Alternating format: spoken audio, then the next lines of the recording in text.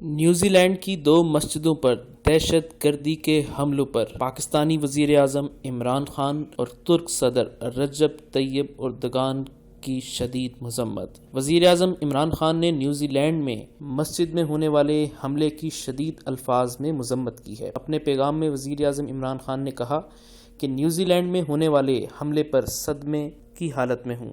حملے نے ہمارے موقف کی تائید کر دی ہے کہ دہشت گردی کا کوئی مذہب نہیں ہوتا۔ وزیر اعظم عمران خان نے کہا کہ متاثرہ خاندان کے لیے دعا گو ہیں۔ انہوں نے کہا کہ 9/11 کے بعد مسلمانوں پر حملوں میں اضافہ ہوا۔ اسلام اور 1 ارب 30 کروڑ مسلمانوں پر دہشت گردی کا الزام لگایا جاتا ہے۔ ایسا کرنے کا مقصد مسلمانوں کی سیاسی جدوجہد کو مسخ کرنا تھا۔ ترک صدر رجب طیب اردگان کا اس حملے کے بارے میں کہنا تھا کہ کرائسٹ چرچ حملہ مسلمان مخالف کارروائی ہے۔ اسلام فوبیا اب حد سے بڑھ کر قتل عام میں تبدیل ہو گیا ہے۔ عالمی برادری اسلام فوبیا کے خلاف اقدامات کرے۔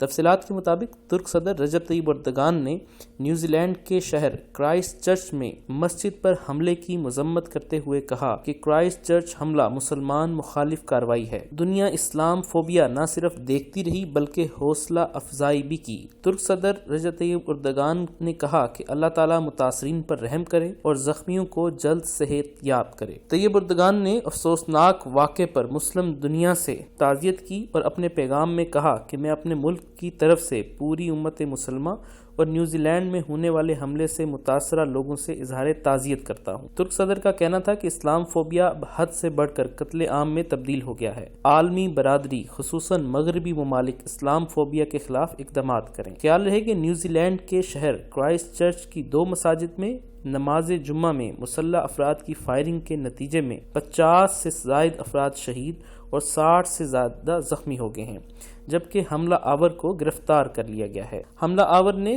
3 منٹ تک مسجد کے اندر فائرنگ کی اور اس کے بعد حملہ آور مرکزی دروازے سے باہر نکلا جہاں اس نے گاڑیوں پر فائرنگ شروع کر دی۔ حملہ آور جدید ہتھیاروں سے لیس اور پیٹرول بموں سے بھری گاڑی کے ساتھ پہنچا تھا، جو ہیلمٹ میں لگے ہوئے کیمرے سے واردات کی ویڈیو لائیو اسٹریمنگ کرتا رہا۔ واقعے کی اطلاع ملتے ہی پولیس نے علاقے کو گھیرے میں لے لیا اور مکینوں کو بھی گھروں سے نہ نکلنے جبکہ کسی بھی مشتبہ سرگرمی کی اطلاع فوراً پولیس کو دینے کی بھی ہدایت کی۔ ملزم کی شناخت آسٹریلوی شہری کے طور پر کی گئی ہے۔ حملہ آور وردی میں ملبوس تھا جس کی عمر 30 سے 40 سال تھی، جبکہ نیوزی لینڈ کے دورے پر آئی ہوئی بنگلہ دیش کی ٹیم فائرنگ کی زد میں آنے سے بال بچ گئی۔ نیوزی لینڈ کی وزیر اعظم کا کہنا تھا کہ آج کا دن ہماری تاریخ کا سیاہ ترین دن ہے۔ مسجد پر حملہ دہشت گردی ہے جس کی مذمت کرتے ہیں۔ ان کا کہنا تھا کہ اپنے ملک میں دہشت گردی پروان نہیں چڑھنے دیں گے۔ نیوزی لینڈ پر امن ملک ہے اور ہم دہشت گردی کے خلاف ہیں۔